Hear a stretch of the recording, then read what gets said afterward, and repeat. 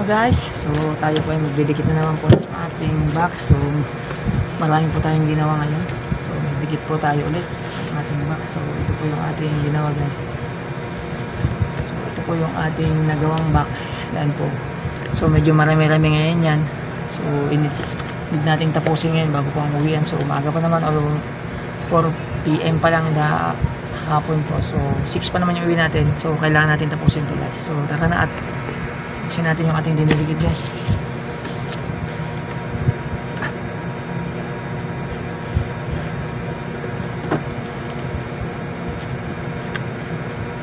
So need natin matapos ito para mamaya may deliver po natin to sa production guys.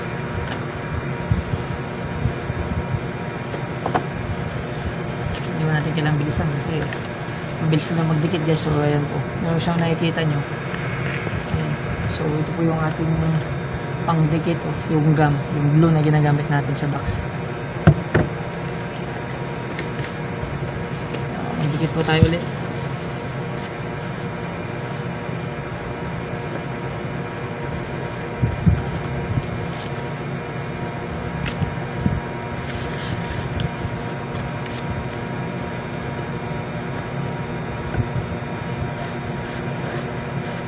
Madami-dami yung didikitan natin, nasa 100 to. So lang natin, mamaya tapos naman na to.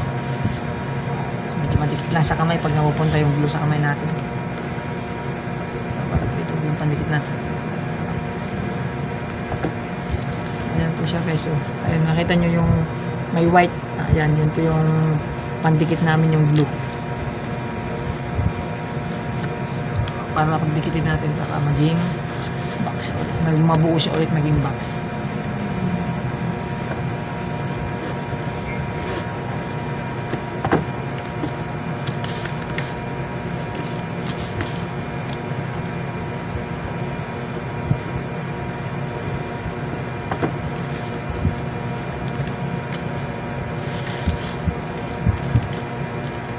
Guys, samahan nyo ako dito.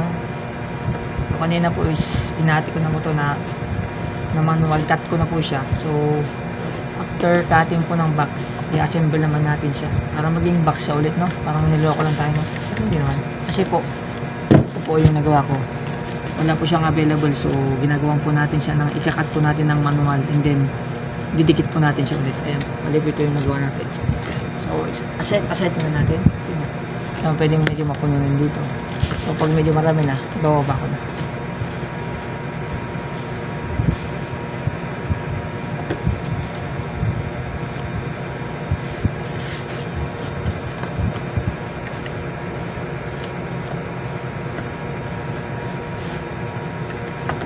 Dikit na tayo ng dikit hanggang sa matapos.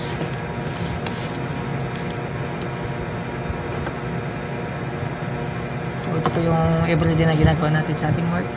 So nakaraan is na-upload ko na ito. So ito panibagong gawa na naman po tayo ng ating video guys. So ayan po. So magdidikit tayo ulit. Ito yung everyday na ginagawa natin sa ating work. Pag wala naman tayong didikitan is nagkakamada ako ng box. So ako lang kasi mag-isa dito. So nandun na po minsan yung pagod. Siyempre solo ka lang, tapos na yung panggagawin. Pero siyempre kaya natin yan kasi pesto natin yan. Ito yung pesto natin, so walang mahirap sa atin. Lahat kaya natin gagawin.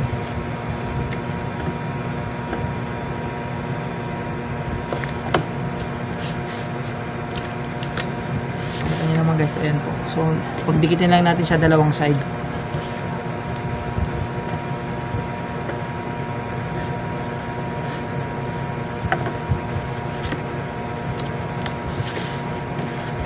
Ito naman yun, kabilang side. So ayan, magkadikit na po siya. So saglit lang, mga ilang seconds lang naman, tuyo na agad yan.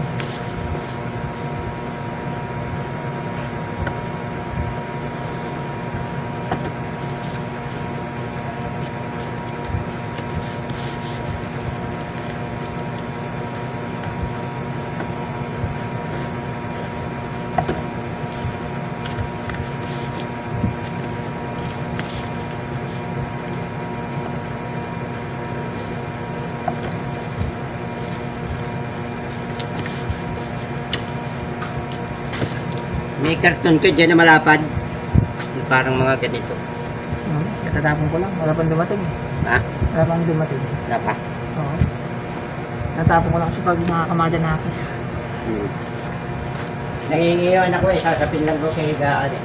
Yan, kahit wala pa tayo ang pan. May uwi ako na minsan eh. Inilagay ko sa ilalim ng yero, mainit eh. Oo. Pinangkesami ko eh. Ako pwede. Doon sa taas o sa plate making meron doon. Yung mga lagay ng plancha. Saan? Sa taas. Taas? Taas ni Joan. Ah, meron doon? O, tingnan ko may mga bakante na doon na malaki rin yung makapan. Ah, yung may Fuji? Oo, yun. Pwede yun. Tingnan ko nga.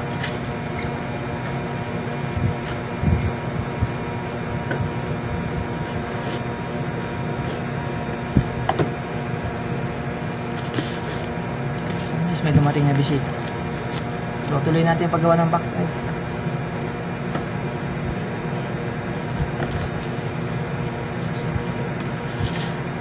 So, ayan po guys.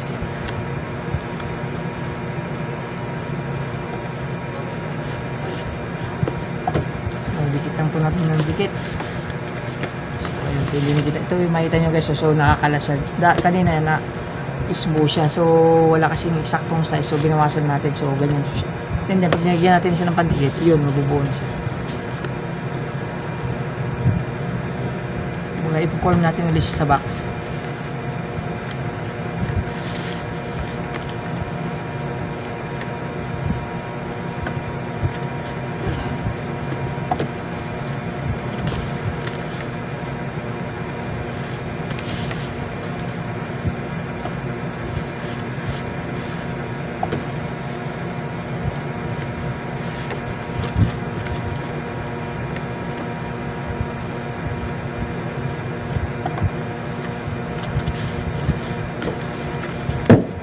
So guys, tignan nyo, ayan, pinadikitan natin, ayan, back to back yun.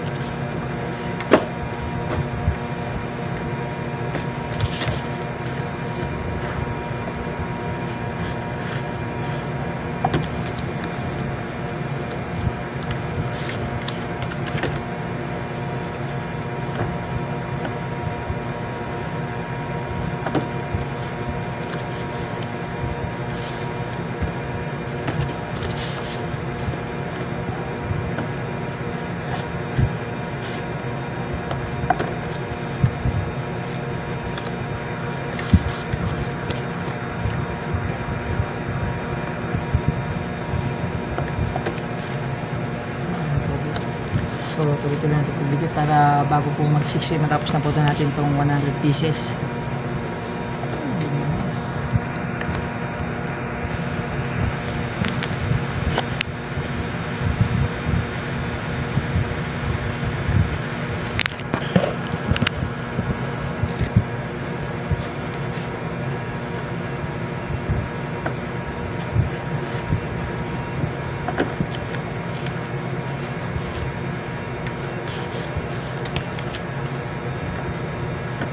Everyday, ito yung ating ginagawa sa ating trabaho guys, ang magdikit. Kung marami tayong gagawin mga kung bakit ito kasi yung tawag special box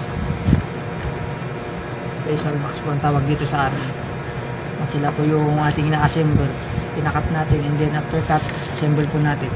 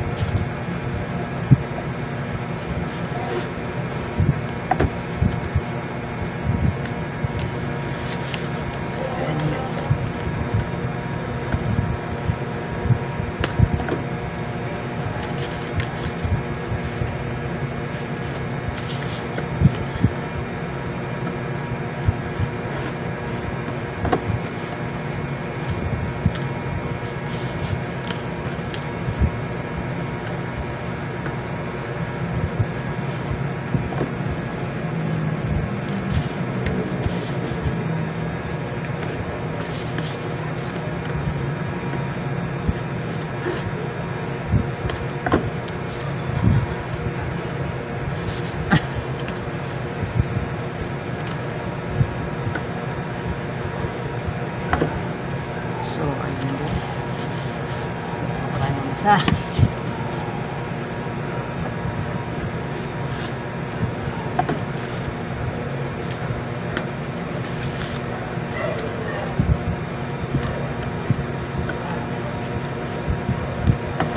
So, ayan guys. Nadikitan na natin yung kalahati. So, ito po guys. Nadikitan na natin yung kalahati. So, ito naman is mamaya tuyo na to. So, nadikitan natin guys. So, itabi na natin. So, guys, hanggang dito na yung video ko guys. Thanks for watching guys. Thank you everyone. Thank you guys.